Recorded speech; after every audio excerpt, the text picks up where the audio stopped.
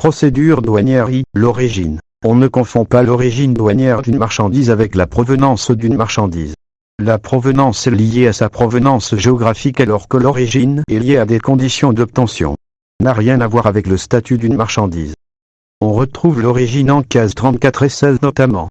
A. Définition. Lien géographique lie une marchandise à un pays dans lequel elle a été produite ou fabriquée. Il n'existe pas de réglementation internationale en matière d'origine. C'est donc l'UE qui a déterminé les règles applicables aux marchandises sur le territoire de l'UE. Il y a des enjeux fiscaux et sanitaires. Il existe des règles de droit préférentiel qui définissent des relations avec des accords particuliers qui peuvent être unilatéraux ou bilatéraux. Et dans ce cas ce sont ces règles qui prévoient les règles d'acquisition de l'origine. Soit l'UE a fixé les règles de l'acquisition de l'origine, soit elle a fixé des règles accords avec un pays ou un groupe de pays. B. Les enjeux. C'est la nationalité économique des marchandises dans le commerce international. La vérification de l'origine permet le traitement douanier d'une marchandise importée dans l'UE. Il existe l'origine non préférentielle et l'origine préférentielle. Une marchandise possède toujours une origine non préférentielle, car c'est elle qui donne une nationalité économique aux marchandises. Elles peuvent avoir une origine préférentielle, car l'UE aurait conclu un accord avec son pays. L'origine préférentielle permet le bénéfice de droits de douane nuls ou diminués si son pays ou groupe de pays a conclu un accord en ce sens avec l'Union européenne et si la fabrication du produit répond aux critères d'acquisition de l'origine préférentielle, qui sont fixés par des accords bilatéraux ou unilatéraux voire multilatéraux. L'origine non préférentielle sera appliquée selon le Code des douanes de l'Union sera importante pour des questions sanitaires, c'est sur cette origine que les droits compensateurs anti-dumping seront appliqués. Pour les origines préférentielles, pour une marchandise il y a une préférence sans erga omnes, et si la marchandise est couverte par des accords qui permettent de revendiquer des taux de douane à taux réduit, ils vont revendiquer une préférence 300 ou 200. Ce sont des accords unilatéraux parfois égale la réciprocité de réduction des droits de douane n'est donc pas demandée. Elle a aussi conclu des accords bilatéraux ou multilatéraux dans lesquels elle demandera une réciprocité. C'est le cas par exemple avec l'Afrique du Sud, le Mexique. L'origine préférentielle sera à appliquer les mesures de politique commerciale comme les contingents tarifaires, les mesures anti-dumping. Elle sert aussi à l'application de règles sanitaires et phytosanitaires et c'est sur la base de l'origine préférentielle que sont déterminées les statistiques du commerce extérieur. C. L'origine non préférentielle. Ces règles s'appliquent pour des marchandises fabriquées à l'extérieur de l'UE, elles vont être acheminées vers l'UE ou elles vont être dédouanées. Un justificatif d'origine non préférentielle n'est pas exigible à l'importation. Comment déterminer cette origine non préférentielle? 1. Déterminer le classement tarifaire du produit final. Pour déterminer l'origine, il faut connaître l'espèce douanière de la marchandise et de toutes les marchandises qui la composent et qui sont rentrées dans le processus de production. Un RTC peut être demandé pour déterminer l'espèce et la sécuriser. 2. Processus commercial de fabrication de la marchandise. Il faut connaître tout le processus de fabrication de la marchandise. Il faut connaître la chronologie des différentes opérations de fabrication, les pays concernés par le processus de fabrication, le prix des parts usines de la marchandise, la valeur des marchandises qui entrent dans le processus de fabrication. La difficulté vient de pays qu'en échanges internationaux, il faut toujours plus de pays pour fabriquer un pays. 3. Détermination de l'origine non préférentielle. Première hypothèse. Intervention d'un seul pays dans la production. La marchandise est origine non préférentielle de ce pays. L'article 31 des actes délégués liste les marchandises entièrement obtenues dans un pays, comme les produits minéraux, les produits du règne végétal récoltés dans le pays, les animaux vivants nés et élevés dans un pays, il en est de même pour les produits de la chasse et de la pêche. Deuxième hypothèse. Intervention de plus d'un pays. Conformément à l'article 60 du Code des douanes de l'UE, la marchandise est réputée originaire du pays dans lequel a eu lieu la dernière ouvraison ou transformation substantielle. L'article 60 dispose une marchandise dans la production de laquelle sont intervenus deux ou plusieurs pays est originaire du pays où a eu lieu la dernière ouvraison ou transformation substantielle économiquement justifiée effectuée dans une entreprise équipée à cet effet et ayant abouti à la fabrication d'un produit nouveau ou représentant un stade de fabrication important.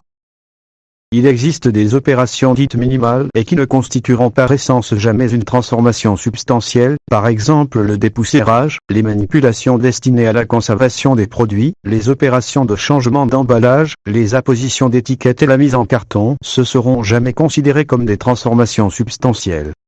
En pratique, il convient d'identifier les marchandises, les matières non originaires du dernier pays de transformation ou fabrication, et ensuite il faut identifier si ces marchandises ont été substantiellement transformées de manière à conférer au produit final l'origine non préférentielle du dernier pays de production.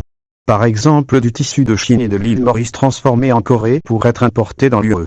Il faut regarder les opérations. Coudre n'est pas une opération minimale. Pour vérifier si ce sont des opérations substantielles, regardez des tableaux et bases de données de l'UE. 4. Les sources de détermination de la transformation substantielle. Code SAH, nomenclature de la marchandise. Une fois qu'on a sa nomenclature à la marchandise, il faut regarder quelle est la transformation substantielle qu'ont subi les composants pour obtenir le caractère originaire. Dans l'UE, il y a deux sources.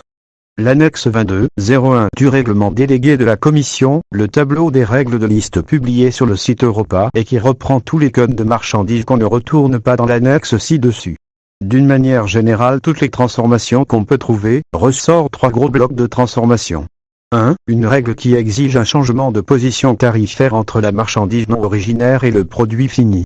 Les deux premiers chiffres sont le chapitre d'une marchandise, les 4 premières sont appelées la position, les 6 premiers sont SH, les 8 premiers NC et enfin les 10 premiers tariques. Par exemple, des chaussures fabriquées en Chine, la position tarifaire des chaussures C64-01. Ces chaussures sont fabriquées avec des semelles qui viennent de Malaisie. Les 4 premiers chiffres des semelles sont 64-06, vont servir à la fabrication de chaussures en Chine et ensuite exportées vers l'UE. On se réfère alors dans l'annexe 22.01. Si on ne voit pas le 64.01, on va dans le tableau des règles de liste qui dit que pour qu'on puisse considérer que le collage des semelles sur le reste des chaussures, il faut que toutes les marchandises aient une position différente des chaussures. 2. Règle qui exige une liste d'opérations d'ouvraison ou de transformation spécifique. Exemple. L'annexe 22.01 nous dit une viande de l'espèce bovine pourrait être déclarée originaire du dernier pays si l'abattage qui a eu lieu dans le dernier pays a été précédé d'une période d'engraissement d'au moins 3 mois. 3. Règle de valeur ajoutée où il ne faut pas que les matières non originaires ne dépassent un certain pourcentage du prix départ usine du prix de la marchandise. X. Un bracelet de montre fabriqué au Maroc avec du cuir marocain pour 70 € et une boucle de bracelet de montre pas originaire du Maroc mais de Chine. La boucle coûte 25 € et on a 5 € de marchandises pas originaires du Maroc et qui servent à la fabrication du bracelet de montre. On regarde dans l'annexe 22.01, on ne le voit pas, on va alors dans le tableau des règles de liste qui nous dit que la valeur de toutes les marchandises non utilisées ne doit pas dépasser le prix départ usine à hauteur de 100 €. Quelle est la valeur des marchandises sont originaires du Maroc? 30% donc ne dépasse pas le seuil des 40%, il sera donc originaire du Maroc. Chemise de nuit qui arrive de Corée. Est-ce que la marchandise est bien originaire de Corée ou sans origine non préférentielle? Quelle est la position tarifaire de la chemise? Il faut au moins connaître les 4 premiers chiffres, 61,08. Il faut connaître les positions tarifaires des matériaux. Il faut demander le processus de fabrication. Et demander la valeur de tous les produits dans le prix usine. Il faut s'assurer qu'il ne s'est pas passé une opération minimale en Corée qui ne seront jamais des transformations substantielles. Vérifiez dans l'annexe 22.01 la position de la chemise. Obtenue par assemblage par futur ou autrement d'au moins 2 pièces de bonne tri qui ont été découpées en forme ou obtenues directement en forme plus confection complète. D. Les règles d'acquisition de l'origine préférentielle. L'intérêt est uniquement celui des droits de douane, ne touchera jamais le côté sanitaire et droits anti-dumping. Ici, il faudra regarder les accords et non l'annexe et la liste de règles.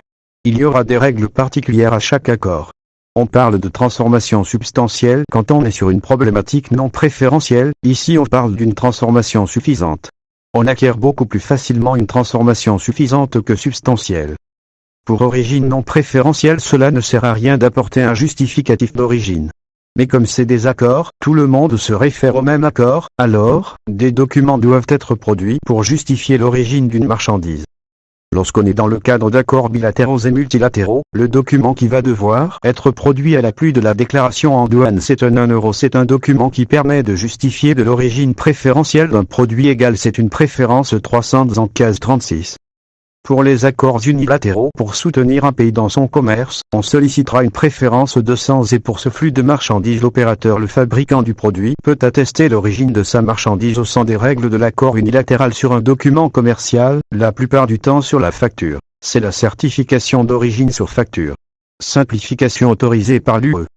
Le renseignement contraignant origine RCO. Document officiel délivré par une administration de l'UE, n'importe laquelle, et qui se prononce sur l'origine de votre marchandise car vous avez du mal à la déterminer. Lorsque vous souhaitez sécuriser votre commerce, les délais de délivrance ont été harmonisés par le Code des douanes de l'UE des RTC et RCO. Le délai maximal est de 120 jours désormais, mais l'administration des douanes françaises s'est engagée à délivrer dans un délai de 70 jours. Le délai de validité est ensuite de 3 ans, les références des RCO et RTC devront être mentionnées sur les déclarations en douane au moment des opérations de dédouanement. Le RCO lie les autorités douanières du pays qui l'a délivré, il est gratuit. Le RCO n'a pas d'effet rétroactif. Marquage d'origine. Il n'y a pas d'obligation générale à l'import pour lui. Attention, pas forcément pareil pour la mise à la consommation. On n'est pas obligé de mettre l'origine, il y a des produits alimentaires pour lesquels c'est obligatoire. Si c'est écrit, il faut que ce soit l'origine non préférentielle. La DGCCRF, quand elle fait ses contrôles au stage de la consommation, elle applique les mêmes règles que la douane sur l'acquisition de l'origine non préférentielle, elle vérifiera en plus si l'étiquetage est demandé ou non. Article 39 du Code des douanes nationales, réprime les indications apposées sur les produits qui laissent à penser que l'origine du produit est française sont prohibées à l'entrée sur tous les produits étrangers, cela vaut aussi pour les localités à l'extérieur de la France et qui porteraient le même nom. On fera apposer un correctif d'origine, s'il y a un drapeau français, on s'assure qu'il y aura écrit Made in China. C'est une infraction que de le mettre à tort. L'espèce. Réglementation internationale permet de déterminer l'espèce d'une marchandise, en tout cas pour les 6 premiers chiffres. Définition de l'espèce tarifaire. Instrument de désignation et de codification des marchandises qui repose sur une structure légale et logique et sur des règles destinées à faciliter son application. Définition du tarif douanier commun. Ouvrage qui permet de déterminer pour chaque marchandise sa nomenclature et par-delà, la quantité des droits à percevoir. 1. L'intérêt de déterminer l'espèce d'une marchandise. Dépend de cette notion les droits de douane et les droits anti-dumping et compensateurs qui varient selon le type de marchandise. Accessoirement, dépend également la quantité de TVA applicable, les mesures de politique commerciale qui peuvent être les contingents et suspensions tarifaires, les normes de sécurité, les statistiques du commerce extérieur. La détermination de l'espèce se fait selon les caractéristiques de la marchandise au moment de l'importation, CRU 2007 Olicom. La difficulté essentielle c'est qu'il y a entre 50 et 100 millions de produits échangés au niveau mondial et il n'y a que 15-500 rubriques de ce classement prévues dans le tarif douanier commun. L'autre difficulté est la dénomination douanière d'une marchandise n'est pas toujours identique à la dénomination commerciale. Un ordinateur au sens commercial du terme va être appelé dans le tarif machine automatique d'information. La nomenclature apparaît dans une déclaration en douane en case 33 et elle est composée de 10 chiffres. 2. Les nomenclatures. Une nomenclature internationale ou système harmonisé SH, entre en vigueur en 1988 et est régie par l'Organisation mondiale des douanes, utilisée dans plus de 98% des échanges mondiaux. Il est amendé tous les 5 ans pour tenir compte des évolutions technologiques et des préoccupations d'ordre social ou environnemental. Il permet de tenir compte des évolutions des structures des échanges. Lorsqu'un flux commercial devient important et nécessite une espèce spéciale, une espèce sera annulée et remplacée par le flux plus important, par exemple le flux de lice. Dernier amendement date de 2022, les nouveautés c'est par exemple les insectes comestibles, les nouveaux produits du tabac, les smartphones, les drones. La nomenclature combinée. 7e et 8e chiffres modifiés tous les ans, se règlent au niveau de la Commission européenne, et c'est sur la base de ces 2 chiffres que vont être calculés les droits de douane au niveau de l'UE et c'est sur ces chiffres que sont établis en France les chiffres du commerce extérieur. Le tarif intégré des communautés. 9e et 10e chiffres tiennent compte des mesures de politique commerciale, par exemple dès que la marchandise fait l'objet de droits anti-dumping, suspension tarifaire, des mesures de politique commerciale déterminées au niveau de l'UE, alors les 2 derniers chiffres seront différents de 00. 3. La structure des tarifs. 4. Les outils d'aide au classement. Les niches notes explicatives du système harmonisé. Au niveau international il y a des niches élaborées par le comité du système harmonisé et qui constituent une interprétation officielle du SH mais qui n'ont qu'une valeur indicative. Les niches donnent une description technique, une indication pratique, une aide au classement. En plus des niches, le comité du SH rend des avis de classement qui n'ont pas de valeur contraignante, qui complètent les niches sur les marchandises les plus difficiles à classer. Les notes explicatives de la nomenclature contrôlée. Complémentaires aux niches et élaborées par le comité du Code des douanes, elles n'ont qu'une valeur indicative. Au niveau communautaire, les règlements de classement ont une valeur contraignante, permettent une application conforme de la nomenclature combinée à 8 chiffres dans l'UE. Les arrêts et les décisions de la CUJU sont contraignants. C. Les RTC, les renseignements tarifaires contraignants. Documents délivrés par administration de l'UE contraignants. Donne la nomenclature de la marchandise et permet d'être opposable à tout le monde. Les délais de délivrance sont officiellement de 120 jours, mais que les douanes françaises s'engagent à le faire en 90 jours. Obligatoire de la faire mentionner sur la déclaration en douane si vous en avez sollicité un. Les demandes sont dématérialisées, gratuites, détaillées, délivrées au nom de l'UE trouvable sur la base ECTI. 5. Les principes d'organisation retenus par le tarif. Le tarif traditionnel, les premières marchandises sont celles les plus simples. Des animaux vivants en premier par exemple. Il y a aussi une partie de section qui tient compte de la matière constitutive des marchandises. 6. Les règles qui président au classement des marchandises. A. Les notes de section, les notes de chapitre et les notes de sous-section. Elles procèdent soit par exclusion de certains produits ou articles, par définition limitative ou qui procèdent par exemple, donnant des définitions technologiques. Exercice.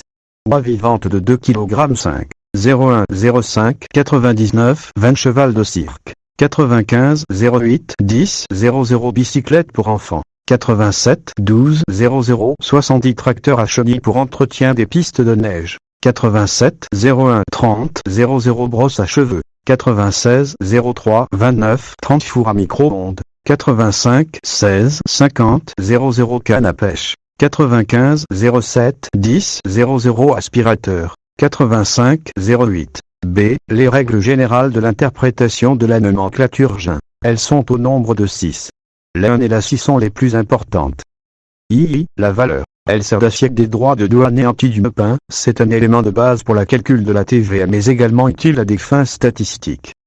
1. Les bases réglementaires et la définition. A. Les bases réglementaires articles 69 à 76 des codes des douanes de l'Union. On trouve la valeur dans les cases 20, 22, 46 et 47. B. Définition. 3 notions différentes. Valeur en douane, valeur statistique, valeur base TVA. L'administration des douanes ne perçoit pas la TVA à l'importation, mais cette dernière est quand même reportée. Chacune de ces notions sert de support à l'assiette de taxes différentes. Valeur en douane. Valeur franco-frontière communautaire appréciée au premier point d'entrée dans l'UE, elle comprend la valeur facture, les frais de transport, assurance, manutention, en fonction de l'incoterm plus les ajustements éventuels de l'article 71 du Code des douanes de l'UE et les déductions éventuelles de l'article 72 du Code des douanes de l'Union. Elle sert d'assiette aux droits de douane, aux droits anti-dumping et aux droits compensateurs. Valeur statistique. Valeur appréciée au premier point d'entrée sur le territoire français, elle est composée de la valeur en douane et des frais de transport et d'assurance entre le point d'entrée dans l'UE et la frontière française. Elle sert de base de détermination des statistiques du commerce extérieur et sert d'assiette à de nombreuses taxes nationales comme la taxe sur les appareils de reprographie, la taxe sur le cuir, on appelle ça des taxes parafiscales. Valeur base TVA. Article 292 Code des douanes, elle est composée de la valeur en douane plus le montant des droits de douane, anti-dumping et compensateurs calculés sur la base de la valeur en douane plus les taxes calculées sur la base de la valeur statistique plus tous les frais de transport et d'assurance jusqu'à l'intérieur du pays plus les frais de déchargement de la marchandise en France. Cette assiette sert pour le calcul de la TVA à l'importation. À noter, les droits de port ne sont à rajouter à aucune des valeurs. 2. Le calcul de la valeur en douane. A. Les différentes méthodes d'évaluation de la valeur en douane. La définition officielle. Article 70 du Code des douanes de l'UE qui est la suivante. La valeur en douane des marchandises importées à destination de l'UE et leur valeur transactionnelle, c'est-à-dire le prix payé ou à payer pour les marchandises lorsqu'elles sont vendues pour l'exportation à destination du territoire de l'UE. Le cas échéant après ajustement effectué conformément aux articles 71 et 72 du Code des douanes de l'UE. Dans cette définition il y a des éléments importants. La notion de prix payé ou à payer. Question du paiement total de l'acheteur au vendeur pour les marchandises importées. Marchandises vendues à destination du territoire de l'UE. Définition vente. Contrat par lequel le vendeur transmet un bien à un autre contre un prix. Il n'y a pas de définition internationale de la vente, mais l'Organisation mondiale des douanes définit une liste d'opérations qui ne sont pas des ventes. Par exemple, n'est pas une vente les livraisons gratuites, les ventes en consignation, marchandises importées par des intermédiaires qui ne les achètent pas et qui les vendent après importation, les marchandises importées en location, marchandises importées par des succursales, marchandises faisant l'objet d'un troc. Il existe donc d'autres méthodes d'évaluation de la valeur en douane, on appelle ça des méthodes de substitution, elles sont à utiliser dans l'ordre. La première est la méthode comparative, ce n'est pas parce qu'il n'y a pas de facture qu'il n'y a pas de TVA. Il faut voir si dans le temps des individus ont importé des marchandises identiques.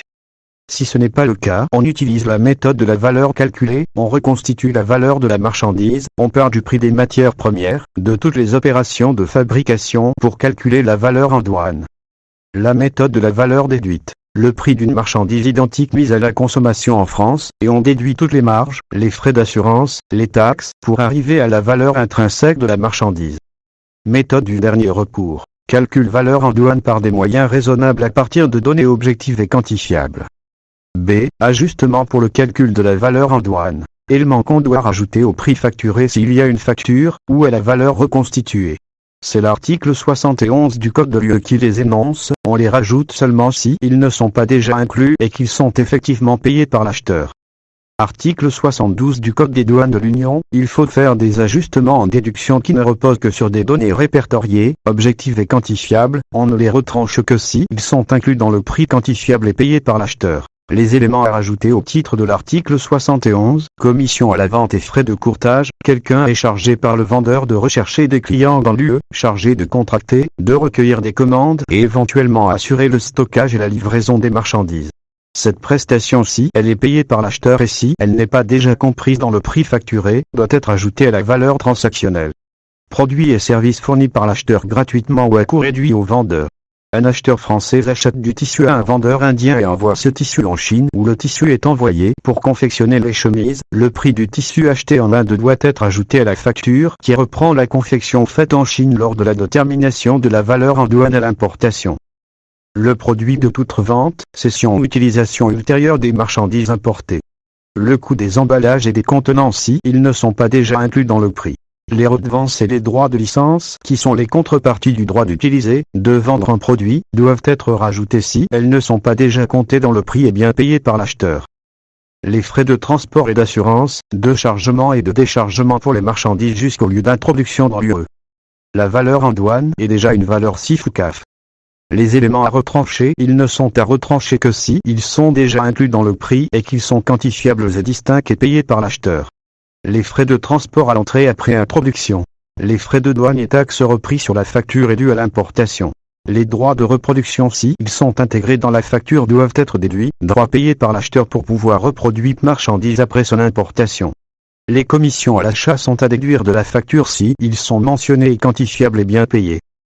Les frais relatifs à des travaux postérieurs à l'importation comme des frais relatifs à des travaux de construction d'installation et de montage sur les marchandises importées doivent être déduits de la facture si c'est bien quantifiable, distinct, payé par l'acheteur pour calculer la valeur en douane. Incoterms créé en 1936 et révisé en 2002. Ils sont facultatifs, les parties au contrat de vente peuvent les modifier ou ne pas les utiliser. Des variantes d'Incoterms peuvent avoir même des variantes. Ce qui intéresse, c'est la répartition des frais de transport et d'assurance en fonction des incoterms utilisés. Définition des incoterms. Ils définissent les obligations réciproques du vendeur et de l'acheteur dans la livraison des marchandises. Ils fixent à la fois le point de transfert de risque et la répartition des frais entre le vendeur et l'acheteur. C'est l'évaluation en douane sans CIF ou CAF. Le détail des incoterms qu'on utilise le plus. EXW, XVORC. Fait payer le plus de frais possible à l'acheteur, prix des par usine, marchandises sur le quai, non chargées sur le moyen de transport à l'usine du vendeur. L'acheteur supporte tous les frais et risques liés à l'acheminement des marchandises, des locaux du vendeur jusqu'à la destination finale. Fraland Seed Ship ou Franco le long du navire. Le vendeur a rempli son obligation quand la marchandise a été dédouanée à l'exportation et a été placée le long du navire à l'emplacement convenu, mais la marchandise n'est pas chargée à bord du navire. Il faudra rajouter au minima les frais de transport et d'assurance et frais de chargement pour calculer valeur en douane. Fond boire. La vendeur a rempli son obligation quand la marchandise est bien dédouanée à l'export avec les factures comprend aussi chargement sur la bateau au départ. CIF ou CAF. Vendeur a rempli son obligation de livraison quand la marchandise a été dédouanée à l'export, livrée au port d'embarquement, l'assurance maritime est payée, le coût du fret également jusqu'au point d'entrée dans l'UE.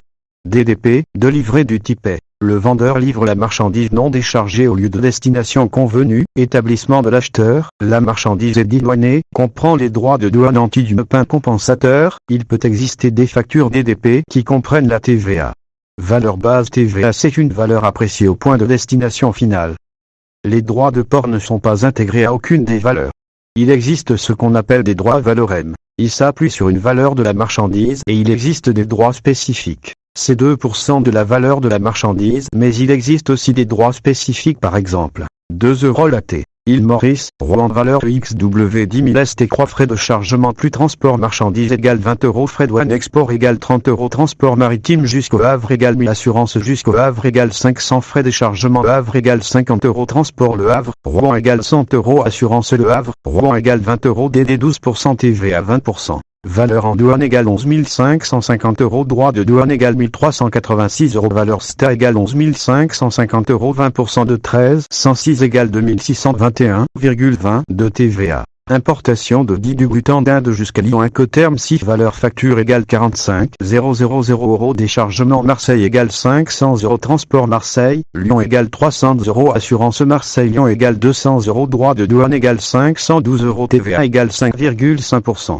Valeur en douane égale 45 000 € valeur statistique égale 45 000 € valeur base TVA égale 45 000 plus 500 plus 300 plus 200 plus 5120 égale 51 120 € droit de douane égale, ne sont pas à valorem, ce sont des droits spécifiques car ils sont en tonnes, 512 x 10 égale 5120 € TVA égale 51 120 x 5,5 égale 2812 € TVA. Importation de pièces informatiques de Miami aux usages jusqu'à Lille. Incoterm FOB valeur de la marchandise égale 125 000 € frais de transport et assurance égale 2500 € frais de déchargement à Anvers égale 25 € frais Anvers, frontière française égale 120 € frais nationaux jusqu'à Lille égale 15 € droit de douane égale 3% TVA égale 20%. Valeur en douane égale 125 000 plus 2500 égale 127 500 s'apprécie au premier point d'entrée dans lieu. Valeur statistique égale 125 000 plus 2500 plus 120 égale 127 620 €. Valeur base TVA égale 125 000 plus 2500 plus 25 plus 120 plus 15 plus 3825 € égale, il faut tout rajouter puis appliquer le taux de TVA. Droit de douane égale 127 500 x 3% égale 3825 TVA égale.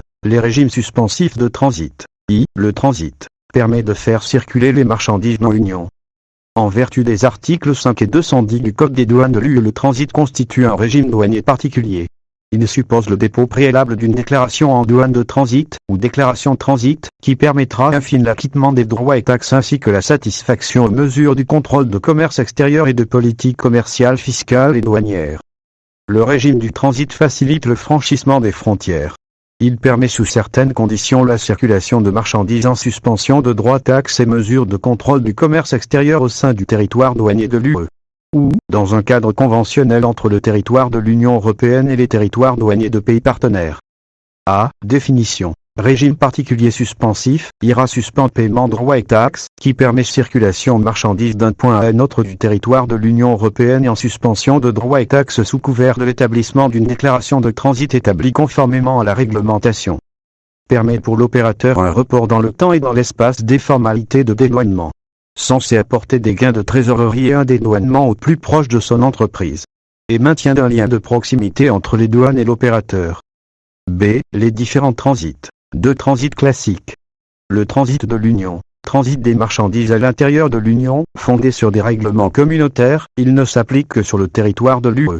Les sources réglementaires, on les trouve dans le Code des douanes de l'Union, permet de faciliter la circulation des marchandises d'un point à un autre du territoire douanier de l'Union.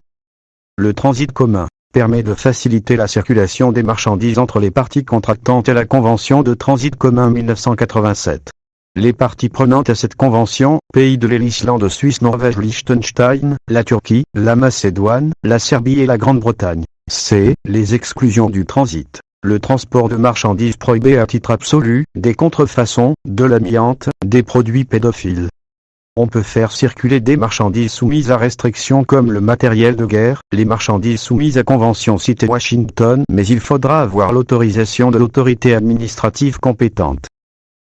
Le fonctionnement du transit. Toute opération de transport comporte des risques, garanties à mettre en place pour autoriser l'opération de transport. Il existe 3 grandes garanties. Garantie juridique. On dit qu'il y a un titulaire du régime du transit appelé le principal obligé sera responsable juridique de l'opération de transit et s'engage en validant la déclaration de transit à présenter en douane les marchandises intactes au bureau de destination. Il s'engage à respecter les délais de transport prescrits, l'itinéraire qui est économiquement justifié à toute opération de transit, et des mesures d'identification prises par les autorités douanières. Le principal obligé constitue une garantie financière pour l'opération de transit. Garantie physique, c'est le scellement de la marchandise qui permet de réduire les risques de substitution des marchandises en cours de transport. On parle de scellement capacitaire lorsqu'on parle de moyens de transport, et scellement unitaire lorsqu'on scelle au colis. Les scellements douaniers ne sont faits que lorsqu'il y a eu un contrôle douanier au départ. Cela n'empêche pas d'avoir un scellé commercial. Caractéristiques des scellés, doivent être résistants à un usage normal, doivent être susceptibles d'une reconnaissance aisée. Il faut que les scellés laissent des traces à l'œil nu s'il y a des traces d'effraction ou autre. Garantie financière, apportée par le titulaire du régime, doit couvrir le montant des droits et taxes en jeu. Lorsque les douaniers font un contrôle, ils vérifient que la garantie est en adéquation avec les marchandises. Permet de protéger budget UE. Approbation douanière. Contrôle appartient au bureau de douane de départ de la déclaration de transit qui doit vérifier la nature de la marchandise ainsi que la quantité, mais aussi s'assurer que le délai de transport est correct. Le bureau de départ, après avoir éventuellement fait un contrôle, vérifie le montant de la garantie.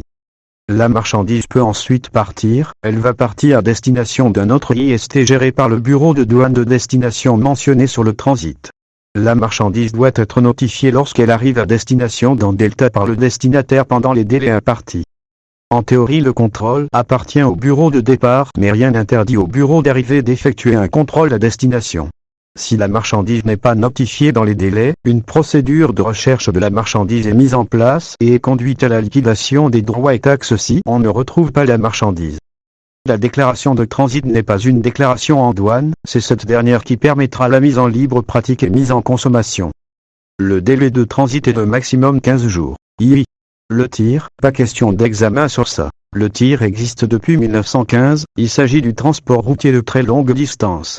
L'idée c'est de pouvoir traverser différentes frontières sans avoir à chaque fois à remplir de déclarations de transit.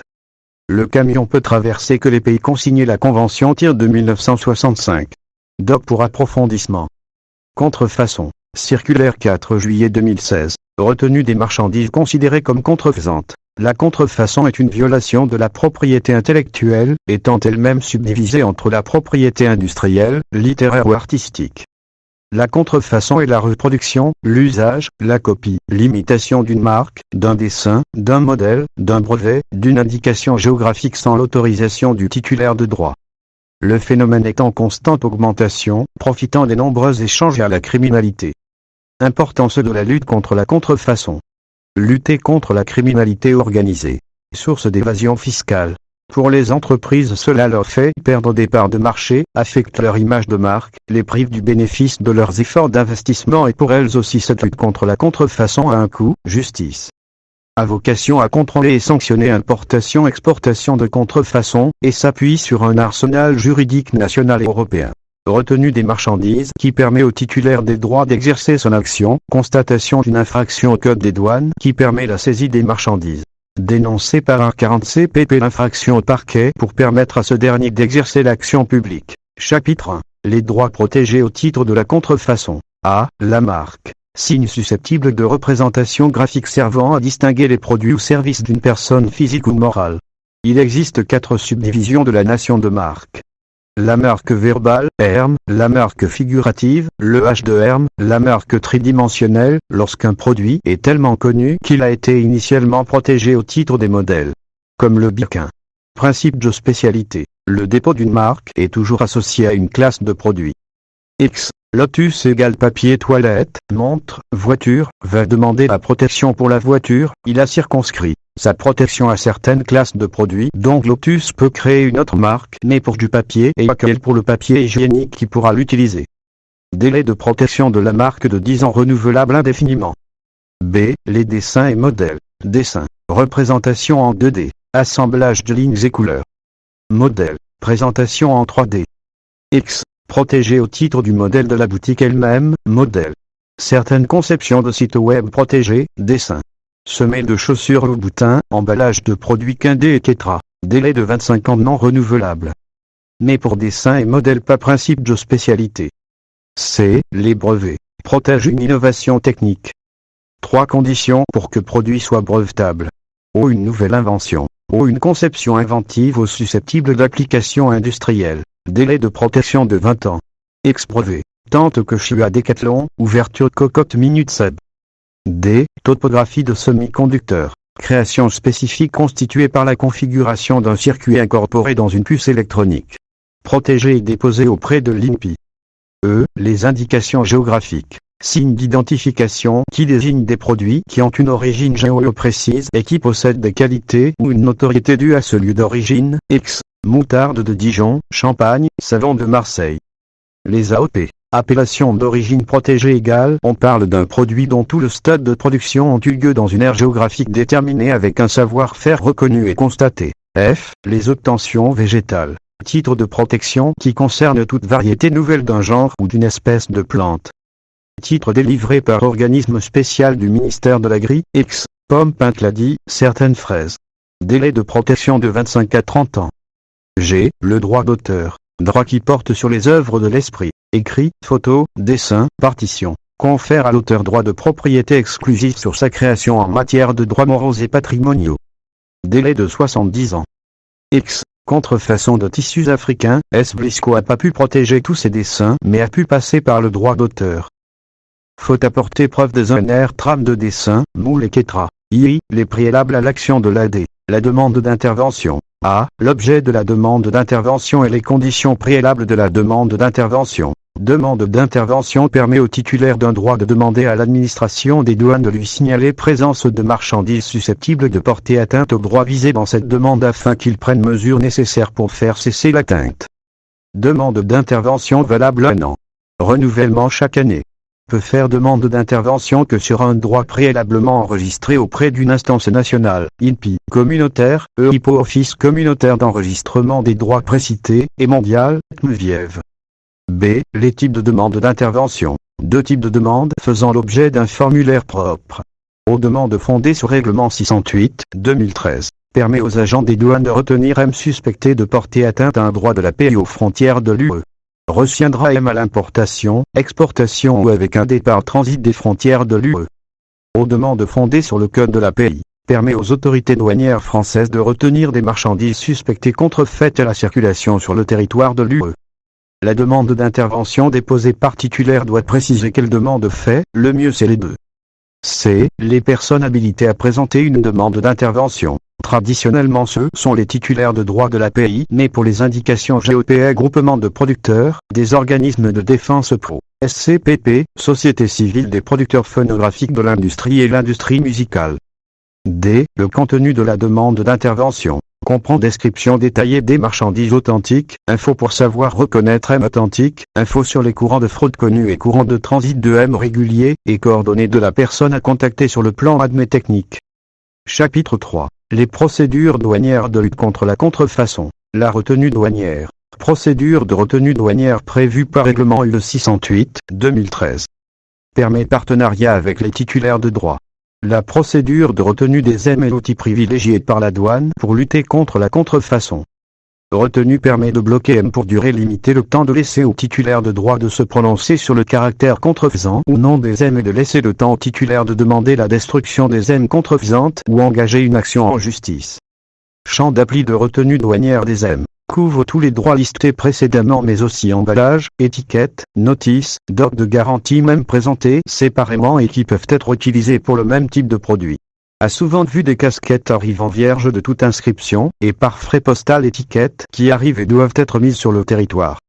Les exclusions du champ d'application de la retenue de la marchandise. M sans caractère comme contenu dans bagage perso des voyageurs, X, petite contrefaçon du Maroc, direct saisie douanière. M qui résulte du commerce parallèle, M authentique mais mise sur le marché de l'UE sans accord du titulaire de droit. Au sans douanier pas reconnu comme contrefaçon. A. La présentation de la procédure de retenue. 1. Retenue douanière et demande d'intervention. Procédure de retenue P est mise en œuvre QD soupçonne des M de porter atteinte au droit de la paix qu'une demande d'intervention a été déposée préalablement ou non. Règlement plus CPI prévoit possibilité de retenir M même si pas de demande d'intervention faite par le titulaire de droit. Aux demandes d'intervention faites, retenue classique de 10 jours. Au pas de demande d'intervention déposée auprès de l'AD médecin, modèle enregistré. Procédé de retenue ex officio de 4 jours.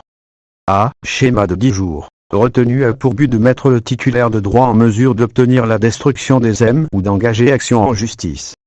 B. Retenue avant dépôt d'une demande d'intervention ex officio 4.2. En l'absence de demande d'intervention, l'administration des douanes peut retenir pour 4 jours M suspectés d'être des contrefaçons. Objectif de cette retenue de permettre au titulaire de droit de déposer une demande d'intervention sans laquelle peut pas poursuivre la procédure. Si au bout de 4 jours a pas fait sa demande, main levée des M et si a fait demande, va mettre en retenue 10 jours. Règlement prévoit procédure de destruction simplifiée, si titulaire de droit et importateur d'accord contrefaçon sera détruite et il y aura plus de possibilités de recours en justice et pas d'amende. À défaut de réponse de l'importateur présume son accord. Les responsabilités égales la mise en œuvre d'une retenue. Frais liés à la retenue à la charge du titulaire de droit, comportent dépenses de stockage, menu, transport et destruction. AD par envers titulaire de droit qui a fait demande d'intervention si des M soupçonnés de porter atteinte à son droit pas repéré. 2. Le déroulement de la retenue. A. Le placement en retenue. Retenue douanière TJ notifiée aux deux parties. Faite via la signature d'un PV mais l'envoie pas au titulaire de droit. En parallèle notifie au titulaire de droit retenue mise en place le jour de la signature du PV de constat. Informe titulaire que de certaines infos, ne peut lui dire à ce stade que les quantités, nature, photo de la M, donne pas info de l'identité de l'importateur des M et son représentant. Informe procureur de la République de la procédure en cours. B. Les prérogatives du titulaire de droit. Pendant les 10 jours à 2 possibilités. Demander l'inspection des M retenus, se déplace sur place pour voir les M, en formule la demande écrite auprès des douanes réaliser une expertise, ou prélever des échantillons. Peut prélever quasi tout à l'exception de suspicion de contrefaçon de brevets, d'obtention végétale et des topographies des produits semi-conducteurs. C. La levée du secret pro. Notification séparée, titulaire de droit informé que retire les M mais a pas les PV entre les mains sauf si titulaire de droit demande levée du secret pro, demande par écrit, AD peut lui communiquer les infos, nom et adresse du destinataire, expéditeur, nom déclarant en douane et origine des M. Info a pour objectif que la mise en œuvre de la PDF sous action en justice. En aucun cas doit permettre au titulaire de transiger avec le détenteur des M afin d'autoriser la mise sur le marché des produits. Sinon s'expose sanction égale suppression de sa demande d'intervention. 3. Le délai de la retenue douanière. A. Le calcul des délais. Importateur et son déclarant disposent de 10 jours à compter du lendemain de la notification de retenue pour dire si accepte ou refuse PDS. Titulaire du droit dispose de 10 jours à compter du lendemain de la notification de la retenue pour confirmer par écrit et sous forme d'une expertise détaillée le caractère contrefaisant des M et doit informer si souhaite la destruction des M ou faire un recours. Pour titulaire doit avoir expressément demandé la destruction sinon considère qu'il pas d'A. Dans des comptes des délais samedi, dimanche et jours fériés pas décomptés. B. La prorogation de délai. Délai laissé au titulaire de droit pour introduire une action en justice PA prolongée de 10 jours sur requête motivée de ce titulaire de droit. 4. Les suites de la retenue. 1. La main levée des marchandises. À la suite de la retenue des 10 jours peut y avoir main levée des M. Si titulaire de droit dit que M pas contrefaite ou que son expertise pas très détaillée ou que titulaire du droit répond pas au arrangement transactionnel entre importateur et titulaire de droit non autorisé. 2. La destruction des marchandises. Si M reconnue contrefaite par le titulaire et que produit expertise détaillée, alors met en place PDS procédure de destruction simplifiée. Faut que titulaire ait donné son accord à la PDS, sinon refusé importateur doit avoir donné son accord ou qu'il n'ait pas répondu et faut que titulaire en plus de l'accord des deux parties ait indiqué que s'agissait vraiment de contrefaçon. M détruite sous contrôle de la douane et aux frais et sous l'arrest du titulaire de droit. Si choisi option PDF égale renonciation du relevé de l'infraction et d'infliger amende et renonce pour titulaire recours en justice.